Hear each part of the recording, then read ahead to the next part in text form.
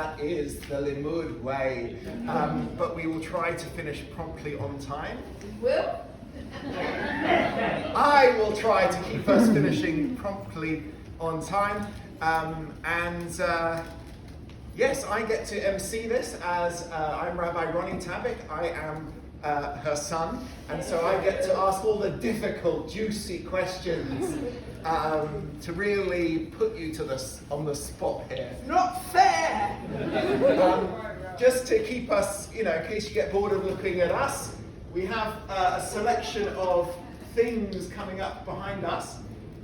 Maybe I can try and get this a bit bigger. Let me see if I can. Oh, okay. That's a great headline, that one. We'll talk about that one. Okay, well, that'll do, hopefully. And so we're here to celebrate, really, the career of my mother, Rabbi Jackie Tabick, who will have been ordained 50 years a rabbi come April. Well, April was when I handed in my rabbinic theses. We had to write 2 in those days, and the date they chose for us to hand in these theses was, of course, Lag BaOmer, which was our wedding day. And I threatened to walk down the aisle and hand them in under the chuppah.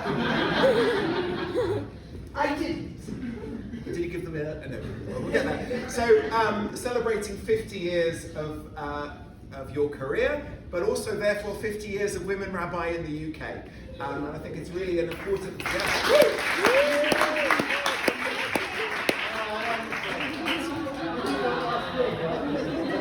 Yes, and I think we can all agree that my handwriting has come along very well in the last 40 years or something. I'm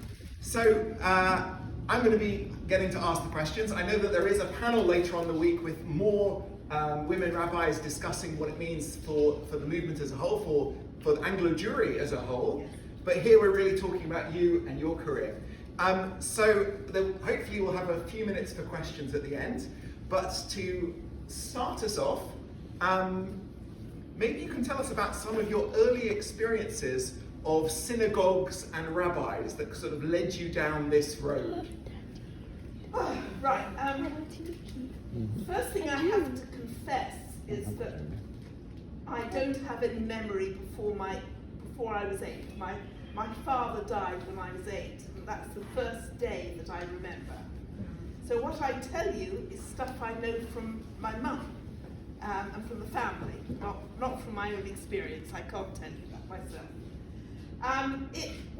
We were born in Dublin and were part of the Orthodox community there. And I'm doing the Beit Midrash tomorrow, and the headline I'm doing on disability, the Beit Midrash, and I say that it was because of my father being an invalid in a wheelchair, and the fact that somehow he was not allowed to come to my brother's bar mitzvah, that actually drove our family into the Reform synagogues. So when we left Dublin, we went to Manchester first of all, didn't stay there very long, came down to London, and after my father's death, we joined Southwest Essex Reform Synagogue, and that's really where my connection with synagogues is. My mum sang beautifully, and you said which rabbis have it affected me. In fact, my mum was a very, very religious person. She wouldn't have called herself that, but she was really an example of chesed. She was the sort of person who, if you were ill, meals would arrive on your doorstep. She hated anybody who ate badly. All of us were brought up to eat so that we didn't make a noise, right? We ate properly. But one of her friends had MS and was eating very, very noisily and badly and messily. And towards the end, my mother was the only person who would invite her to lunch or go to lunch with her, because that was what was needed. She taught deaf children to read, she taught immigrant women to speak English, and she sang in the synagogue choir and made apple pies galore for Kiddushim.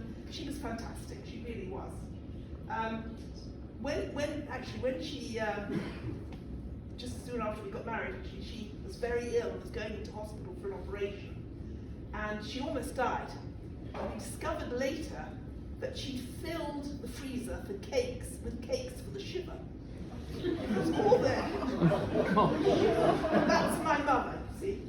But we were very annoyed actually, because when she did die, about 12 years later, there were no cakes. She hadn't expected it, obviously. Otherwise she would have done it. And you say that music, I think, really was one of the ways that you accessed religion in those days, right? You talked about your mother singing, and I remember Grandma Daisy, that the girls have heard lots of stories about. I remember her singing. She wanted to be an opera singer and wasn't allowed. You know, this title of this session is a job for a nice Jewish girl. My grandmother wanted to be an opera singer, but was told that was not a job for a nice Jewish girl and was not allowed to become an opera singer. And my mother thought being a rabbi was not a good job for a nice Jewish girl either. So how did you, talk a bit more about singing and music. Well, my mum was in the synagogue choir, so I had to join the synagogue choir. This was Southwest Essex? Southwest Essex, yes. She actually sang in the East End of London in an Orthodox synagogue choir. What? Because there was a mixed choir in the Orthodox synagogue at that point. I know, just faint. And she sang in it, and she was a soloist in it. Before she moved to Dublin. She moved to Dublin when she was about 14. She joined the choir at Southwest Essex, and by that time I was the only kid at home, and I couldn't stay there at home by myself. So after guides, I would go along to the choir. So I joined the choir and was singing with the choir from the age of 10. And it's a very good training for a rabbi. Yes, you join the synagogue choir, you learn an enormous amount. And I was directing, at that point, the synagogue I belonged to used an organ. Ghastly thing, really. Anyway, they used an organ.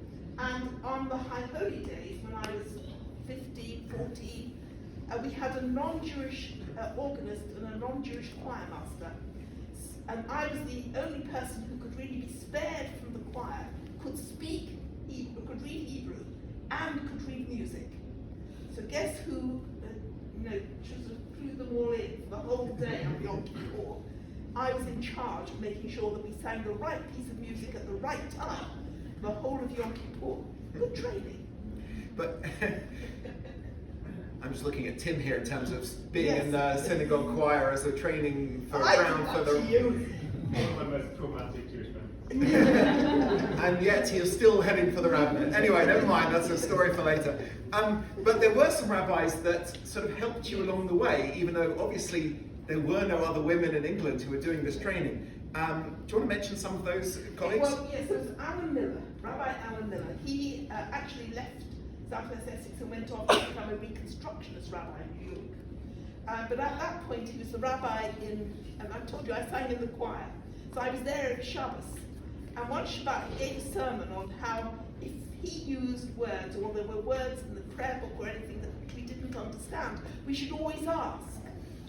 That's a very dangerous thing to say. Just to note, my children are in the room before you carry on telling the story.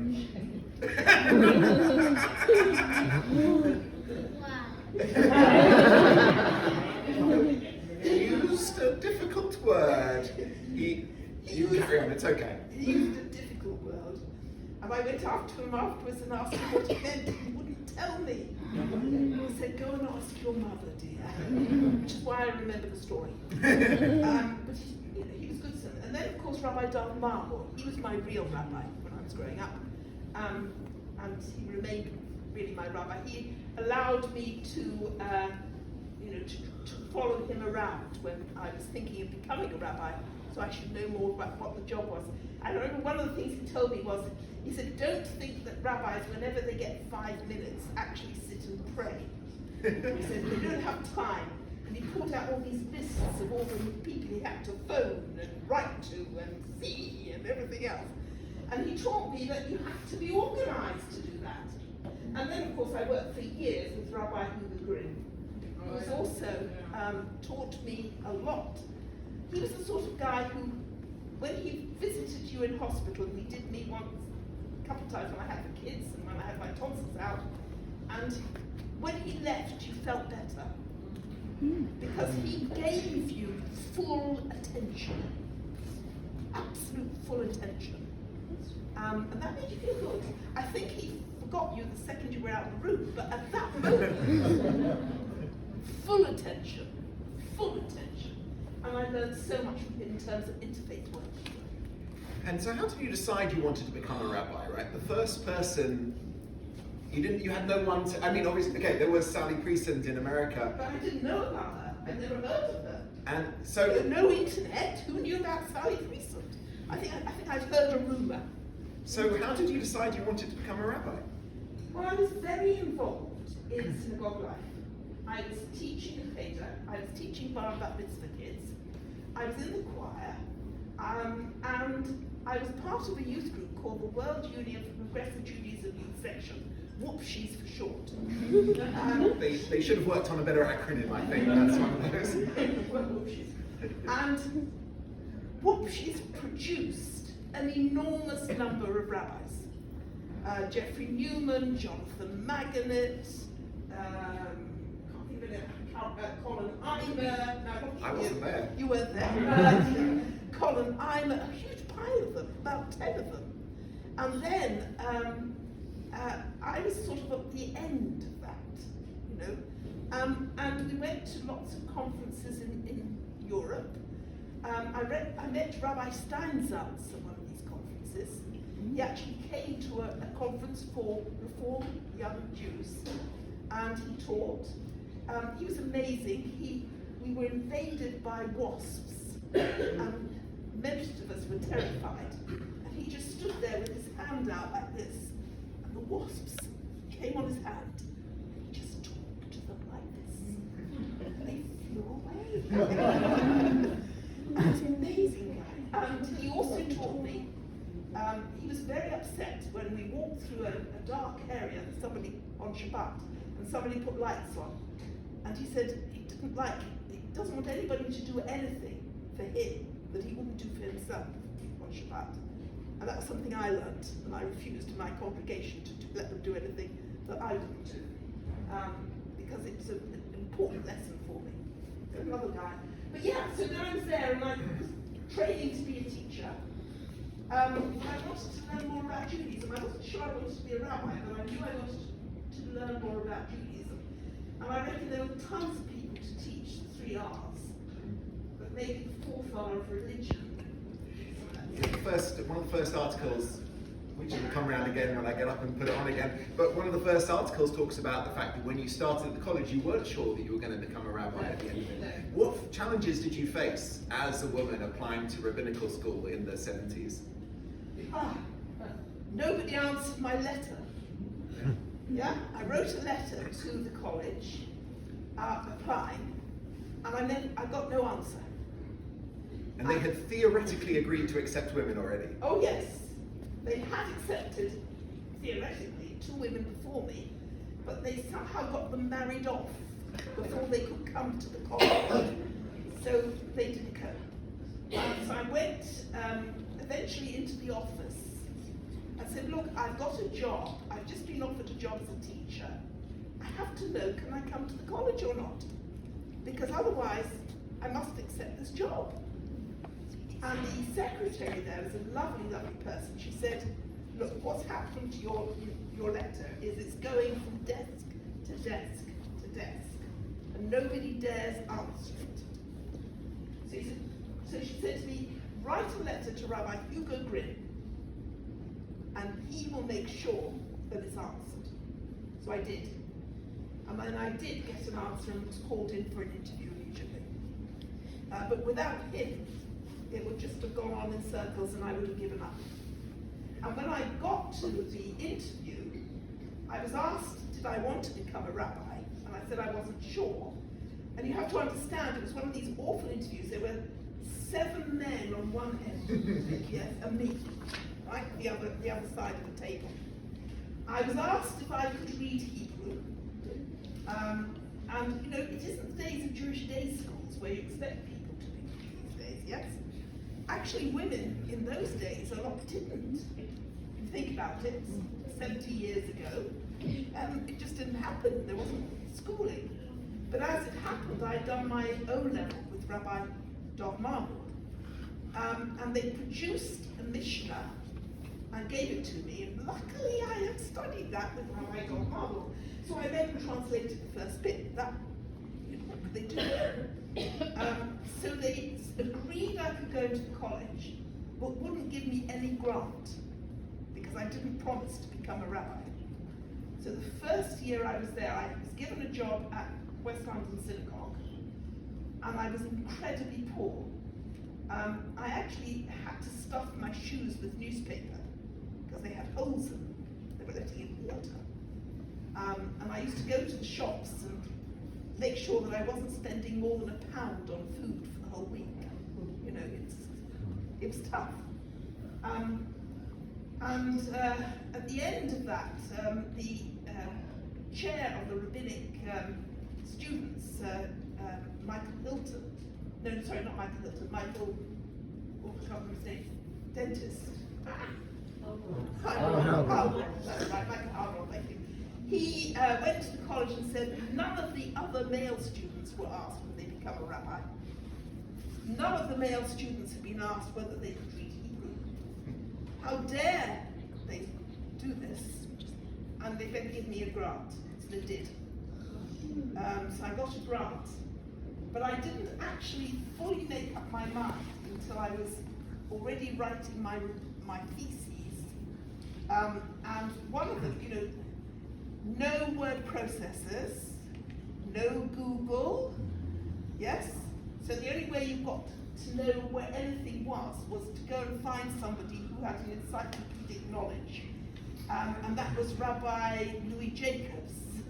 And he liked me, because I was one of his favorite students, I think, and I went and saw him. And I was writing a thesis on the rabbinic status of a foundling baby over the centuries. And he was saying, oh yes, this article in here, oh yes, yes, that. And he was getting me to photocopy stuff and everything on the way. And then suddenly he looked at me and said, you know, there's no reason why you shouldn't become a rabbi. Oh, this article and that article. And I took that as permission. That's how I did it. Yeah, and then, you know, there's lots. Obviously, there's an awful lot to cover in your career. So let's talk a little bit about maybe how it was in rabbinical school, right? Because obviously you were the first and only woman for at least 2 years. For 2 years. You were the only woman there Until Julia came. Right. So what was that like as an experience, being the only woman in this school of men? It was interesting. Did the professors treat you differently?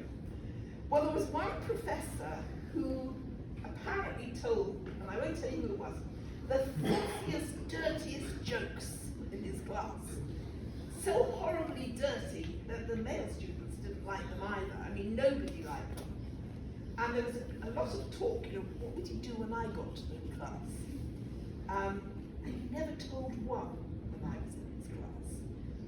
And I'm not sure whether actually that was true or I didn't notice them because I was quite naive. So it could have been the second, but I don't know. But I do know that I never noticed any dirty jokes. I'm told that the year after, when Julia joined the class, we started telling them again. So it was only a brief reprieve. Dr. Ellen Littman, she was lovely. She was very pleased to have another woman around, especially because we went, you know, into the ladies together and we could talk. And she was really pleased that there was somebody there that she could talk to, be friendly to. At least there was a ladies in JTS. This was a long battle for a long time to have ladies this join. was West London Synagogue. Oh, fine. Yeah, no, this was They a had to synagogue. be. There had to be. Yes, Yeah. yes. No, there was a ladies there. And I'm afraid I held myself to different standards. I felt responsibility to fulfill every academic requirement, which none of my fellow students at the time did. So I did every essay, every exercise, every bit of my thesis, 2 of them, because I felt that as the first woman I had to wave the flag. So it was a great responsibility. And at the same time, I was holding down a job at West London Synagogue. I was told the idea in college was you had to go in to experience pastoral work in lots of different synagogues. But they only kept me at West London because they were worried about what other synagogues would do to me or say to me. Or, Was it that, or they worried that the synagogues wouldn't accept you? Yes, absolutely.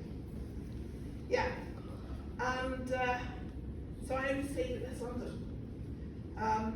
And that became a bit claustrophobic at the end, because I was not allowed at West London to have certain experiences that I needed.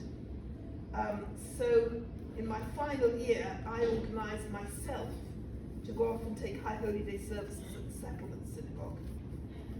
And the missus in the Settlement Synagogue, she didn't often come downstairs in those days because she was getting quite old, but she actually came down to lecture me, which was very nice to see her there. And I was not allowed at West London. The year after at West London, when I had been ordained, I was not allowed to be employed as a rabbi. I was employed as the education director. And I was given a very reduced salary. And when I questioned it, I was told, well, you have a husband, he can work for you. That was the day. The men have to do the earning, not the women. And at the High Holy Days, I was taking children's services. I was not allowed. I took a little bit of the adult services, but not much.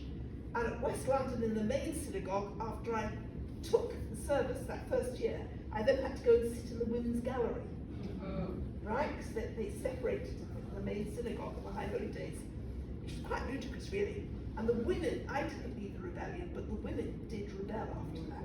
Within 2 years, it was mixed. It was quite amazing. Yeah, it becomes completely incomprehensible if you're going to be up on the beamer for the women then to be upstairs. And for the women rabbis had to go all the way up to the other. Yes, Which it's is good quite. for you. But in the overflow service, Rabbi Lionel Blue was really lovely.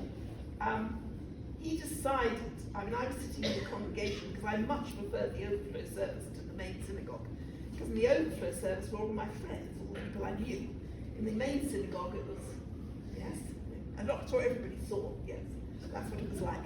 And I wasn't like that. So I was at the overflow service, and suddenly a warden came up to me and said, Rabbi Blue says he isn't feeling well. Can you come up and take the service, please? So without any preparation, I had to go up and take the service. But he was only, I think, feeling ill. He was determined, yes, to get me up and to take it. And after that, I was allowed. But not funerals, not weddings. He didn't like me for weddings. For a while. Eventually you did. I might put the thing on again because obviously when you were ordained as a rabbi, there was quite a press, right? There was quite to do in the press. How did that sit with you? How did you respond to this circuit? I can't get it to loop, but I'll put it on again. Yeah.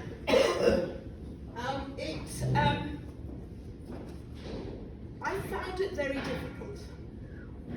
I wanted to be accepted as a rabbi, not as a woman rabbi. I really didn't want the woman bit to be publicised or a fuss made of it. I wanted just to be accepted as somebody who could work as a rabbi.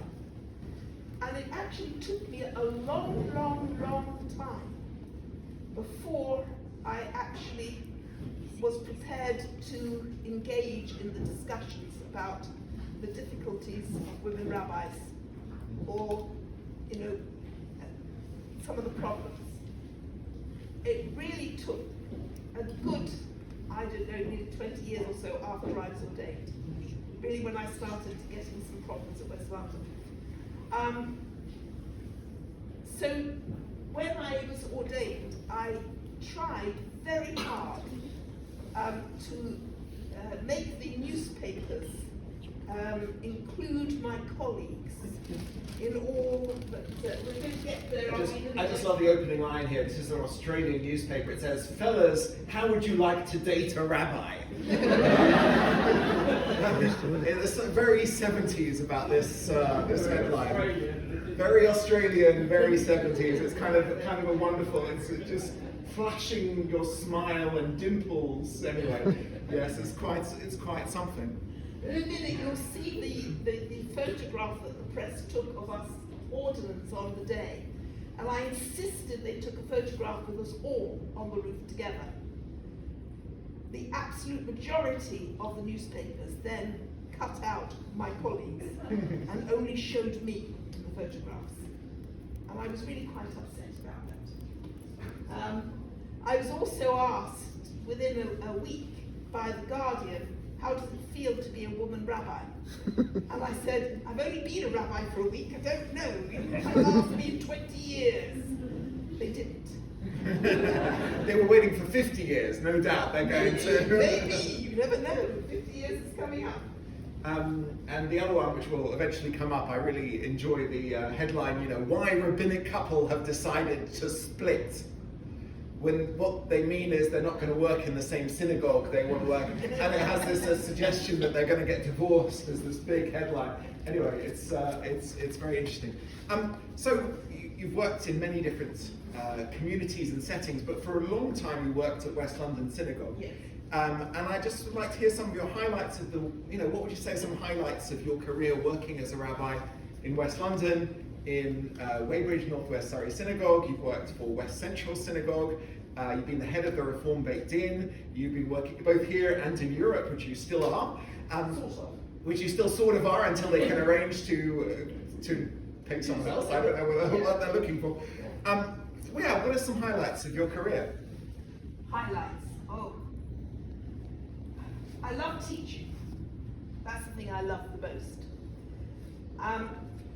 I think one of the things I loved most about West London was knowing people over generation. I did the baby blessing, I did the bar mitzvah, I did the wedding. The funeral of the grandparents. Usually not, thank God.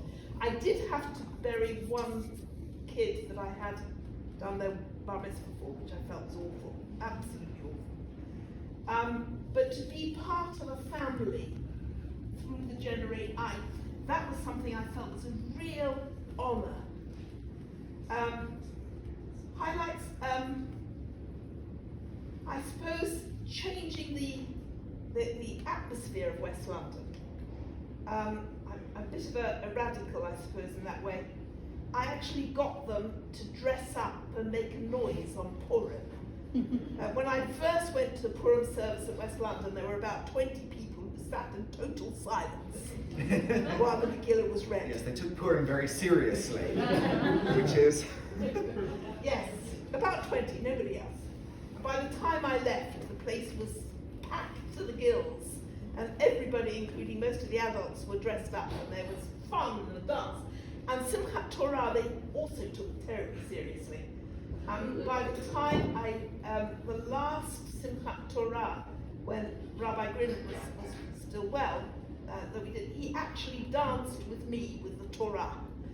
And that was amazing, that we had changed the atmosphere there. Weybridge, again, to be part of a lovely congregation,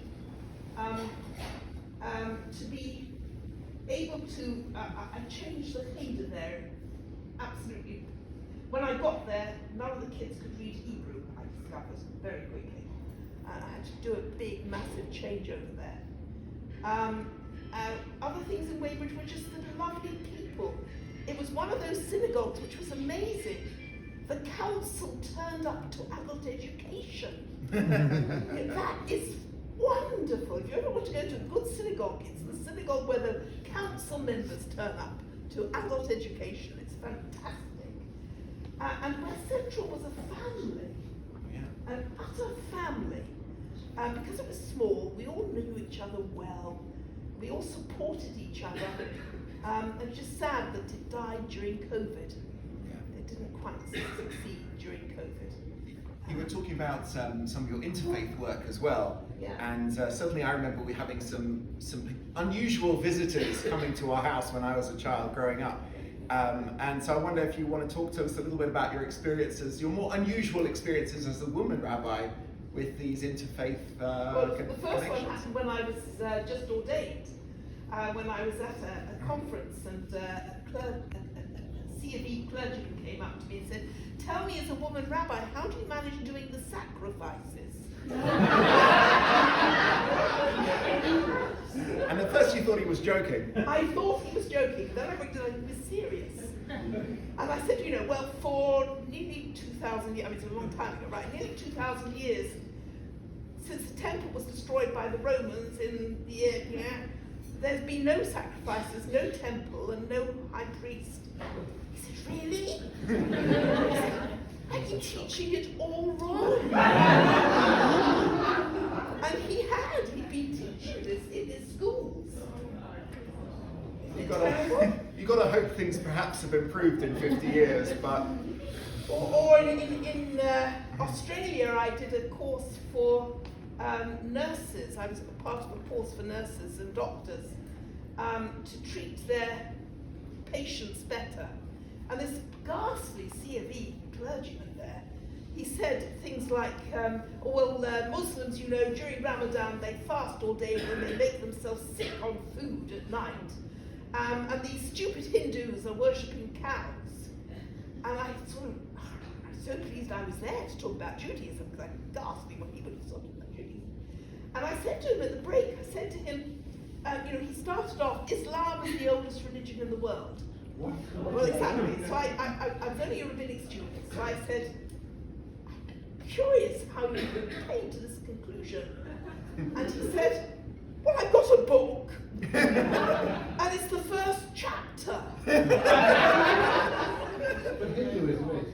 He hadn't read anything. Hinduism is. Well, maybe. But they weren't the first chapter of his book, so what can you do? It wasn't his first chapter. I was thinking about the time the Archbishop of Karachi came to our Seder, that's who didn't speak a great deal of English, and he came to the Seder. First of all, he was quite concerned that perhaps the Seder plate was all he was going to be eating that day. And then he spent a little bit of time looking around trying to find the lamb that we were going to sacrifice.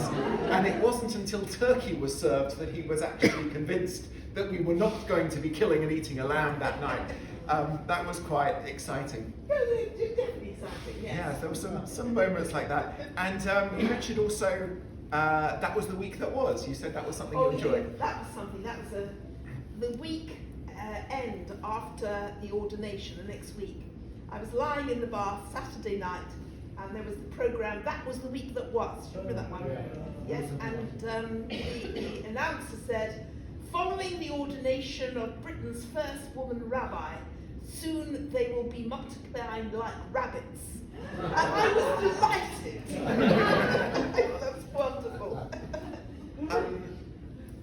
So we talked a lot about highlights and great pleasures, but you've also had some struggles as the first woman rabbi, and just a few.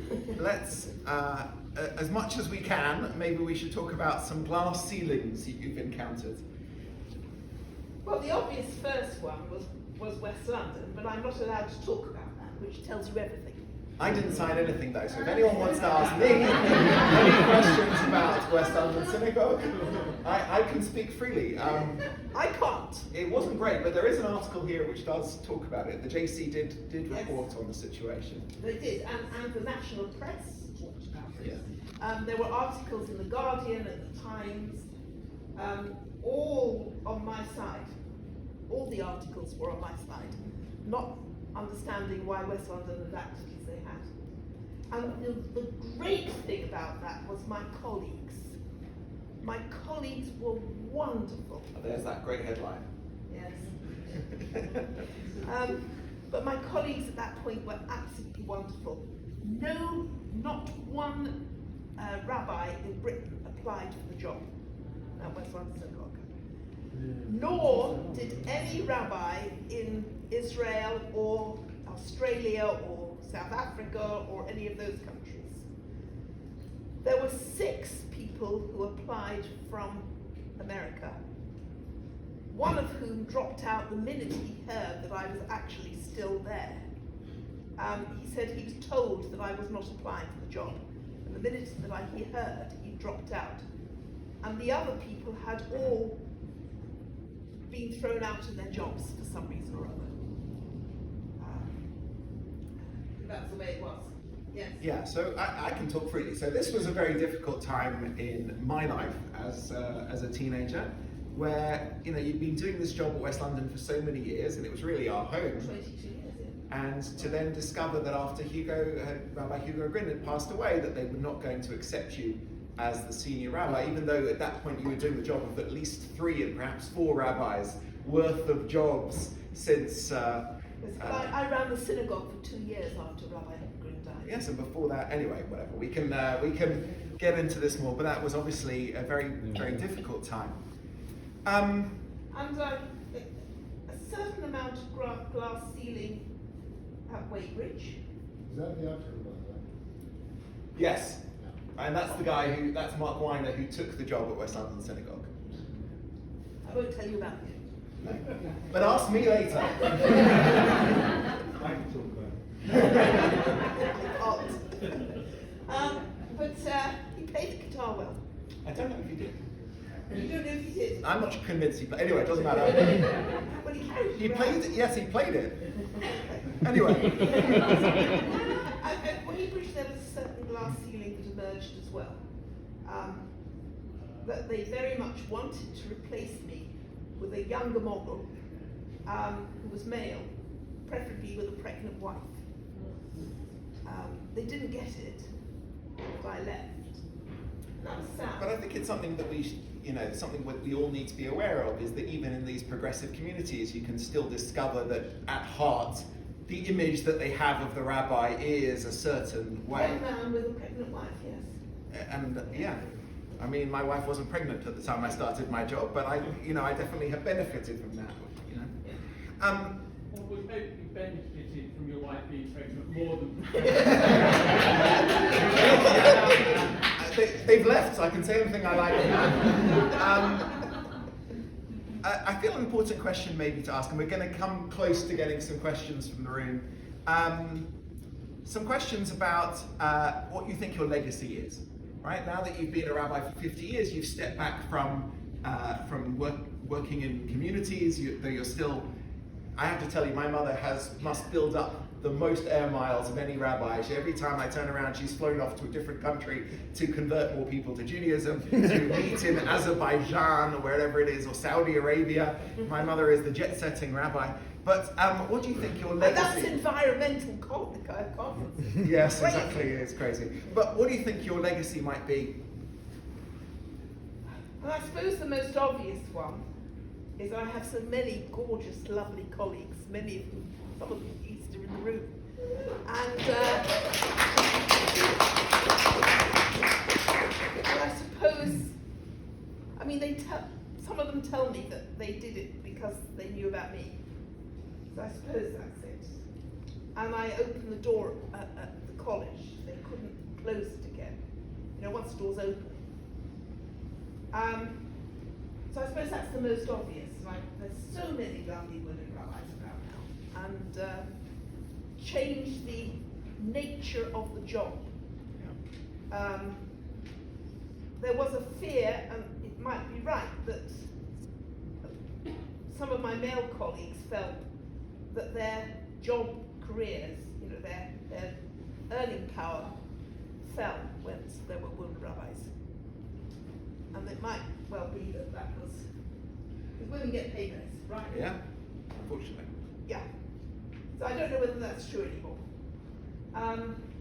But certainly I'm hoping that it's not true anymore, that it was for many, many years, that at the end of a college year, the women the men got the jobs and the women got whatever was left. But I'm hoping that that's gradually changed. I hope. You think? I'm looking at my colleague. I don't know. You don't know. You don't know. Further research required. Further research required. Well, I'm from FRS. We have a fantastic senior. Absolutely, Yeah, you did. yeah. I knew her before she was born. I went to school with her mother.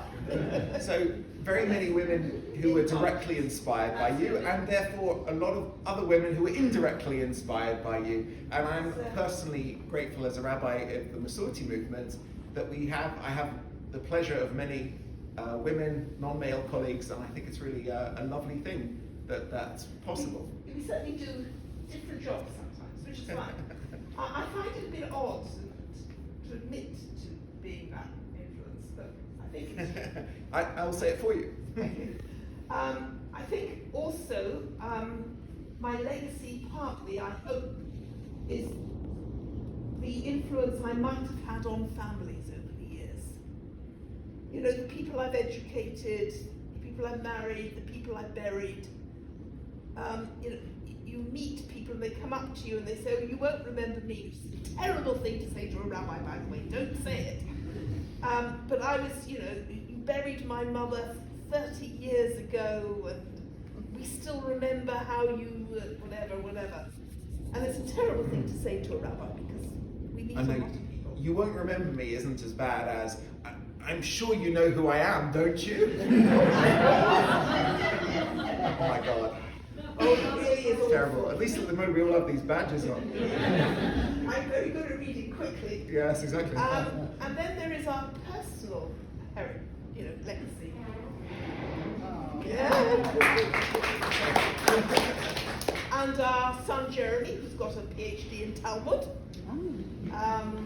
and works for Yeshivat Hadar. So there is a personal legacy as well, which is lovely. And just watching our lovely grandchildren grow up. I think they've now gone to bed, but yes. Well, I don't blame them.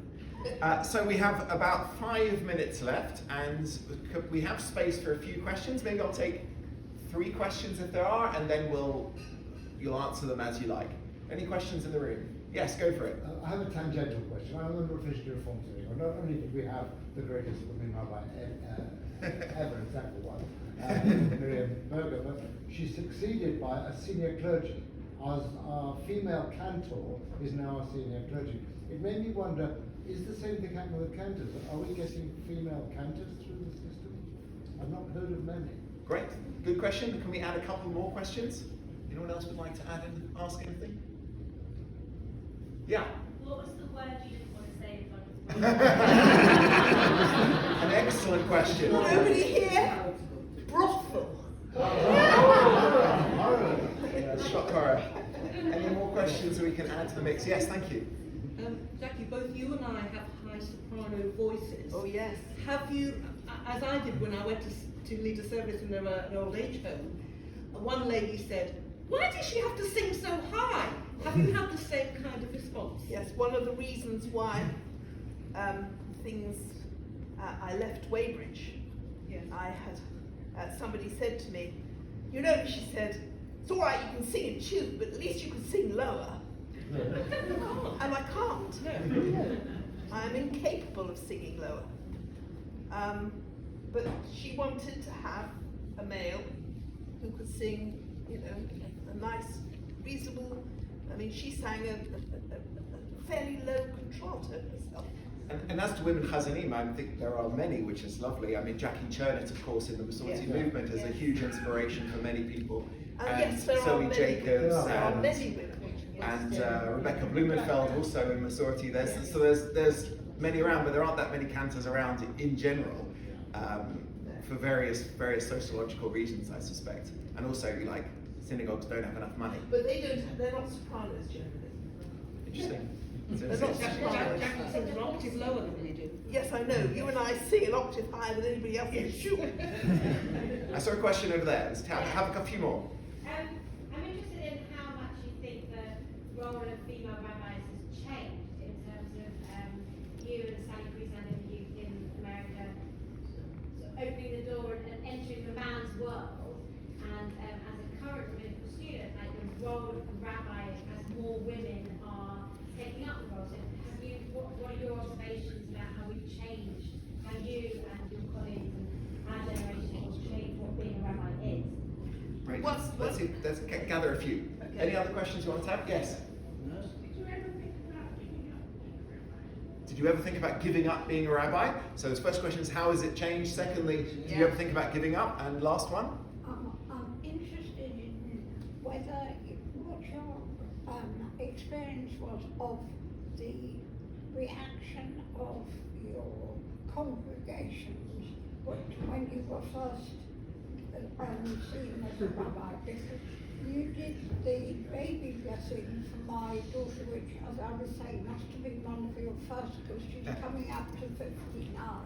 Great. And I was hugely embarrassed by the fact that my late husband's family, who were, without an exception, Orthodox, did say things to you about, it's rather shocked me to have a female rabbi. I didn't know they existed. And that you may have had the same reaction elsewhere. And I wondered how you reacted and handled it. Great. So the third question is about how the community reacted to having a woman rabbi and how you handled their reaction. So how has it changed? Do you ever think of quitting? And reactions? Did I ever think of quitting? No. I love the job. It's an amazing job. I feel so honoured to have been allowed to do it. And I feel absolutely supported by my colleagues and by most of the congregations that I've served and the people that I've known there. And it's just an honour to do so. So no, I've never thought of quitting. In fact, I'm not really happy into retirement. I'm sort of, I keep going a bit, really. Right, that's the first question. Come to this question, I think, next. At West London Synagogue, again, that soprano voice, yes? I remember the last Yom Kippur where I took the service after Rabbi Hugo Grinner died. And I was standing at the side singing.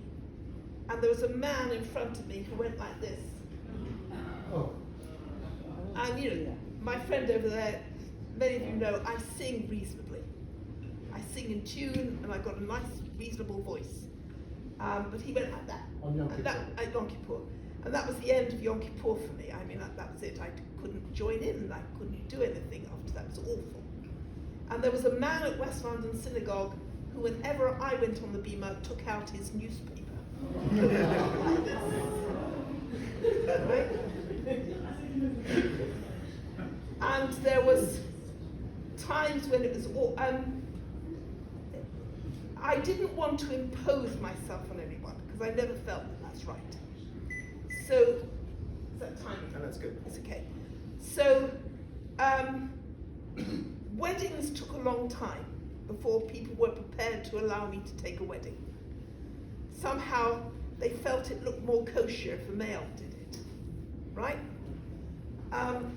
Funerals, they were always given the choice. Sidney Petal, Allah Shalom, would say to them, well, you know, our woman rabbi can do it as so-and-so, or we could ask so-and-so. And they would ask whether they wanted the male or the female. And that went on for a good 15 or so years into my career. And the interesting thing is that sometimes it was really hard and horrible. Because I remember one family that I used to visit every 2-3 weeks over something like 3-4 years because the man was not well and I would visit. When he died, I wasn't allowed to do the funeral. And I felt very sad about that. I really felt sad. But a lot of times women would say, oh, my great aunt was never allowed to be a professional. She would love it if you would do it. So, you know. People who would have become rabbis had the option being available Well, to they them, might have perhaps. been rabbis, but they But would have something. been a doctor or a lawyer or an anything, right? But they were not allowed because it wasn't a job for a good Jewish girl. You know, we knew. We are out of time, so let's Quickly, right. finish So up.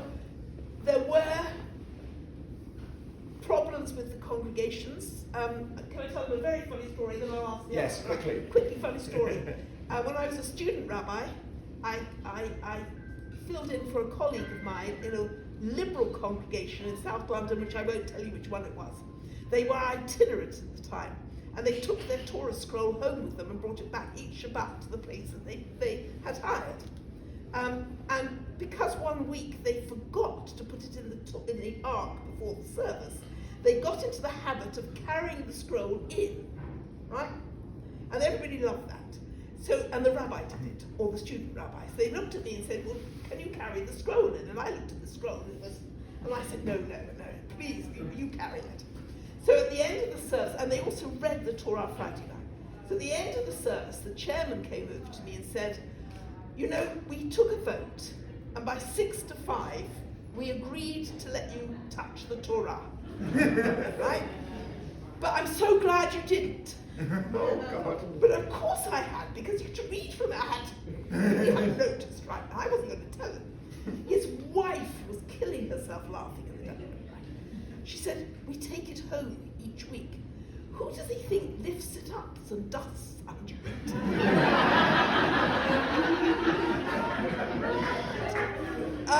The differences. I can't see any synagogue saying to anyone now, would you like a woman or a man to take a service? Right? That would be absolutely out. I can't see any situation where you wouldn't get a grant. A lot of things have changed. Yes? And I'm hoping that there is a more open response to the different skills. I still don't like being singled out as a woman rabbi, because I think we're on a spectrum. There's a very male sort of end of one spectrum and a very female end, maybe, yes? But we cross over in the middle. And many of our skills cross over. And I think we have to be judged, and I hope we are gradually, and I don't think it happens all the time. I don't think we're there yet. But I would like to see a society where we're judged on what we can do as individuals, not as males or females, but as individuals. That would be my dream for the future. I think that's